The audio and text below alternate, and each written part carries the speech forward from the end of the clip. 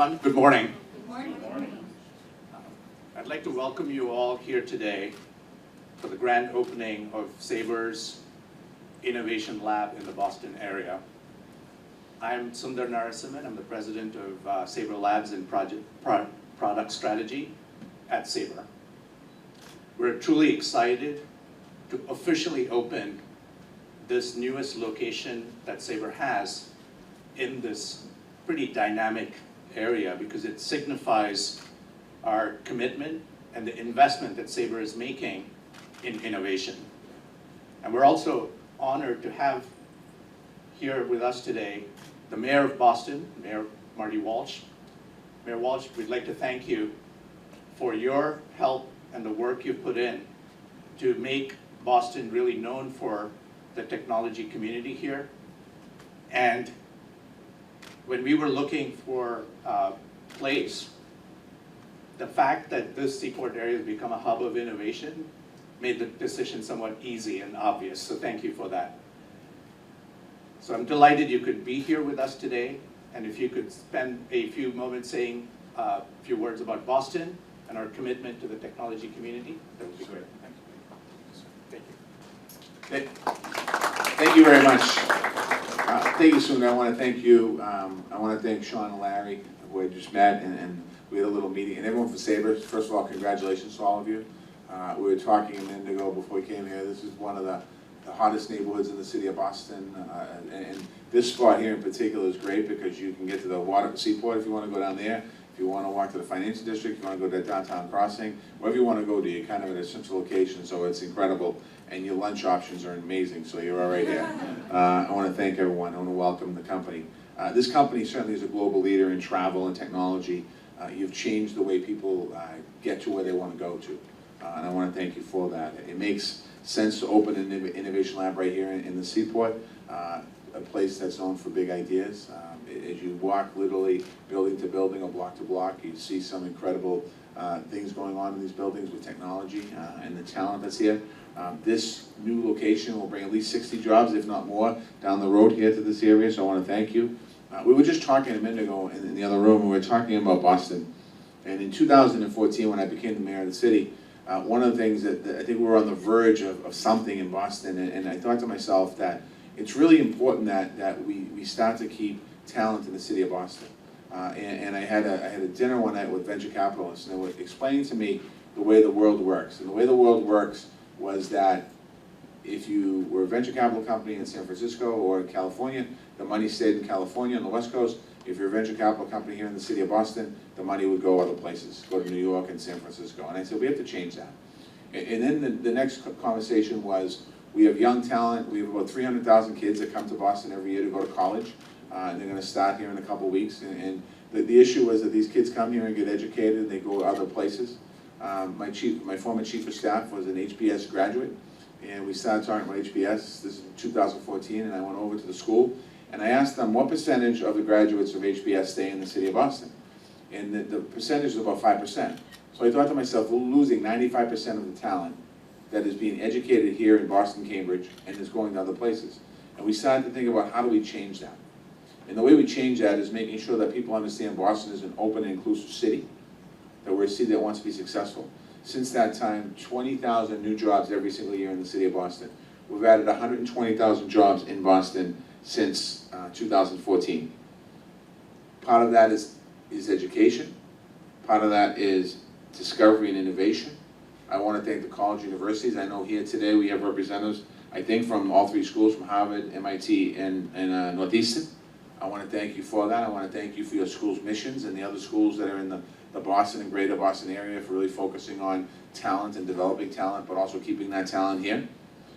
Boston has been named year after year one of the best cities on earth for young professionals, startups, and innovators. That wasn't always the case. We didn't have that. We lead with our values, and we want to make sure we continue to welcome all the people. We want to make sure that when people are looking for solutions, they look to Boston in so many different ways. I know today we're talking about technology, but I also want to talk about immigration, what's going on in the world in immigration, the country in immigration, how all of a sudden immigrants have a bad name, bad reputation. We're built by immigrants. This company has immigrants working for it, at least in the United States of America and around the world. So it's important for us to continue to lead. We're building a record number of new housing units in the city as well. We're leading by building housing. We've built in the last 5 years more units of low-income and affordable housing than any other period in the history of the city of Boston. We're investing in a transportation infrastructure. I know that doesn't seem that way, but we are. We also have 41 million Uber trips a year in Boston, so that's adding to the traffic on our streets. We're trying to improve and boost the quality of life and a culture of innovation in our city. We're making sure that we're embracing bold ideas and every idea that might come our way, because to see what's going on. We're focusing on arts and culture. We're focusing on improving our schools. We're focusing on improving everything that we can do as a government to make sure that we continue to be a top-level city in the United States of America. As you can tell, I'm a little competitive. And when I go to the US Conference of Mayors, I sit down and talk to my fellow mayors from Los Angeles, Mayor Garcetti, and he talks about how great California is and LA is, and I talk to him about all the ideas that he stole from us. I talk about Chicago and Dallas and other places. They're all great people, and it is important for us. The cities are what's driving right now the economies of America. And not to get political, but I will a little bit, with the uncertainty going on in Washington, it really is dependent upon cities in America to lead. It's on climate resiliency, on education, on diversity, on creating opportunity. All of those things really are part of the city's mission. We can't do that if we don't have a company like Sabre coming to the city of Boston. We can't do that if we don't have people making investments in the city of Boston. As we think about the growth of the city, and it's great growth, and I'm excited about it, but you add to the fabric of our city. You add to the lure of our city. So I want to thank you for being here today. I look forward to seeing Sabre expand your presence not only here in Boston, but throughout Massachusetts. We are proud to have you in our city, and I want to congratulate you on this milestone, and welcome to Boston.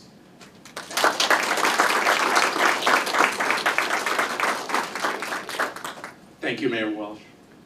Now I'd like to invite Sean Menke, CEO of Sabre, to say a few words about how this innovation lab in Boston can fulfill and support Sabre's overall vision.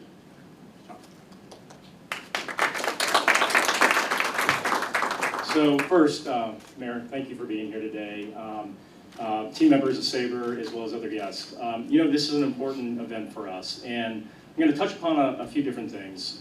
If you look at Sabre, and we were just talking about this when we were meeting, you know, we operate in an industry that it generates about $1.7 trillion in sales throughout the world. And when you look at Sabre, we transact close to $260 billion each year.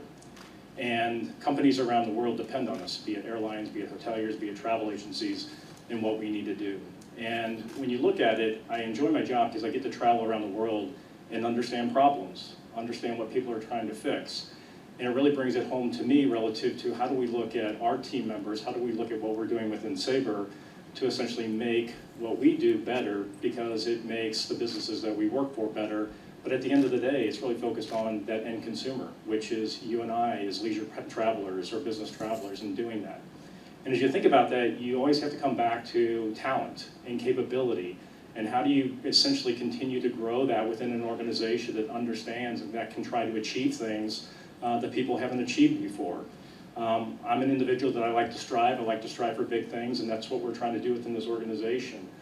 Is how do we fundamentally change the travel ecosystem that we live in, because people are dependent upon that. And in doing that, as we were thinking about really Sabre Labs and what we're doing, it was important for us actually to separate that away from some of our big development centers around the world, because you have to have that opportunity of really the ability for people to think big, to be able to drive, to do it in a place that allows that in a different way. And that's why when we look at it, for me, Boston was a great place to do this. And it actually goes back to, and I'm going to speak just a couple moments about Sundar. Sundar and I met actually back in 2004, 2005 when I was at Air Canada, and he was working at a company called ITA Software. And we were actually trying to essentially change the way that the world operates, specifically on the airline side of the equation. And I was fortunate enough to spend quite a bit of time down here at the ITA offices, and I saw that really just passion about change. And in doing that, I also saw the relationship that ITA had with the universities here within the region, and how they were able to use that as a pipeline essentially from development. And in doing that, and thinking about the opportunity and getting Sundar to come on board, because not only is he probably one of the brightest minds that I think is in the space, but I also look at it that he's one that is able to cultivate talent. He's one that actually people gravitate to. And in doing that, I couldn't think of a better location to be able to do that with great leadership, a great city to be in with the things that are taking place here, the opportunity to continue to think about those things. But it's one that I couldn't be more excited to be the leader of Sabre, being here today, opening up this office, and the opportunity that is there. There's no doubt in my mind the things that are going to come out of this office will be impacting you in some form or fashion. I'll guarantee you will see that in some form or fashion, things that are coming out of this office when you're traveling around the world, or going to a hotel or an airline and working with a travel agency. Some of that is going to be starting right here. So with that, Sundar, thanks for having me here today. I couldn't be happier. It turned out wonderful, and I think I might be moving my office here. So. Thank you. If you know Sean, he just set me up. How am I going to follow that? But thank you, Sean, for those really kind words. 30 years ago, you couldn't buy airline tickets on the internet, right? 20 years ago, how many of you checked in automatically? You'd talk to people before you got on. 10 years ago, there was no GPS. There were no mobile phones. Maybe some of us had those, right? Travel has changed quite a bit. But the part that I mentioned, those three things, they're actually bugs, right?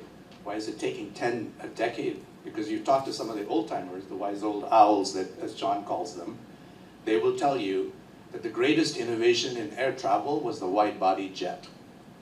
And the greatest innovation in hotels, anybody want to guess? It's the curved screen on your shower or the minibar. Meaning some changes don't happen fast enough. But in technology, we are surrounded by companies that move at a speed that we aspire to. And the talent that we hope to attract here in terms of fulfilling Sabre's vision of retailing, distribution, and fulfillment are what I hope to encourage and find the right kind of people and talent to go after in this office today. And looking forward, you know, this is not a journey we go about alone. There are companies that Sabre, maybe not well known to several of you, but we power airlines as large as American Airlines, innovative airlines like JetBlue, hoteliers like Wyndham, and travel agencies like Flight Center and Atlas, some of whom are actually here. So thank you all for coming here, because in some sense, that innovation, even though we create them, gets realized into product with what we are calling this office as a collaboratory. It's a co-located, collaborative space where we invent these ideas together so that we can create those innovations like the GPS and the mobile phone that will impact not only your lives, your travelers' lives, the people whom you are trying to serve, and we keep that at the top of our mind. And we hope to join with you in collaborating, co-creating those innovations. And last but not the least, making Boston continue to attract, continue to grow, continue to be that engine of innovation that Mayor Walsh hopes it would be. We know the promise is there. Let's go and seize it. I look forward to kind of working with all of our customers that are in the audience. And last but not least, the university and the talent pipeline that's also here, Northeastern, Harvard, several of the universities in the area whom we'll be looking forward to partnering with in the coming months and years in order to make sure that the office is a healthy, vibrant one. So thank you all for coming here. And now I'd like to invite Sean Menke, our chairman of the board, Larry Kellner, and Mayor Walsh, and my leadership team from Sabre Labs to cut the ribbon, it's a large ribbon, and in this important milestone and officially declare the office open. I'm just going to ask you to smile and hold those scissors and everybody do their thing. Yeah, we're actually so I'm supposed to do the 3, 2, 1. Well, what? We'll get pictures first. We'll fake it. We'll fake it. We'll fake it. So You look close out like we're together, going. please. Yeah. It's a faux cut, you know? There are lots of people here taking pictures, so please allow us to do this 15 seconds of fame. Everybody get what they need? Well, you guys get what you need? Okay, anytime, 1, All right. 2, you know what 1, to 2, do.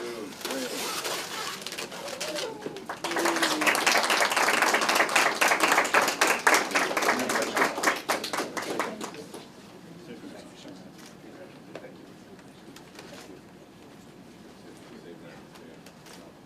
Well, you're welcome to stay around. We're going to serve some cake, and there's appetizers in the back. Enjoy yourself, and you can visit with the office. Thank you. Oh, sorry.